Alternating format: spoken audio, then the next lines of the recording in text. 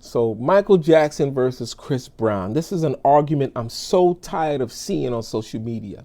And I hope this doesn't sound like a rant, but this is like the Mike Tyson versus Muhammad Ali comparison, or the LeBron James versus Michael Jordan comparison. These are odds or outcomes we will never know the answer to, because the two existed at different times under different circumstances. So I'm going to have the argument, and I'm not going to diss either one of them. I'm from the Michael Jackson era. Of course, many of you are from the Chris Brown era. Cool. I'm cool with that. Let's go by the numbers first, right? So I'm gonna run down the numbers for you, and you tell me what you think, all right? And this, once again, not to compare the two, because Michael Jordan and LeBron have different stats, just like Mike Tyson and Muhammad Ali have different stats. All right, so Chris Brown to date has sold somewhere between 140 and 215 million records. That's a lot. He is considered one of the best-selling recording artists of all time, to his credit. Michael Jackson sold 500 million records to date, right? So his album Thriller sold between 80 and 100 million albums, right? Thriller, that one album. So within that one album, he's captured almost all of Chris Brown's sales. Now, if you throw in the Bad album on top of that, those two albums alone captures the entire career of Chris Brown when it comes to sales. That doesn't count his records with the Jackson 5.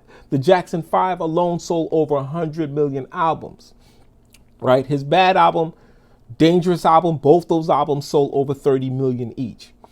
His Bad album is the first album to have 5 #1 records. His Off the Wall album is the first album to have 4 singles consecutively in the top 10. The first album to do that.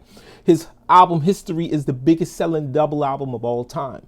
Of course, Thriller is the biggest selling album of all time. So on stats by record, by far, there is no conversation to be had. There's no conversation to be had.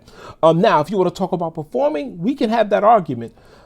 You can say Chris Brown is better. That's fine. You have that right. But why I still will not say that is, to me, the entire conversation is disrespectful. I'm from a generation where we knew James Brown opened the door for Michael Jackson. So we would never say Michael was better than James Brown. It's disrespectful.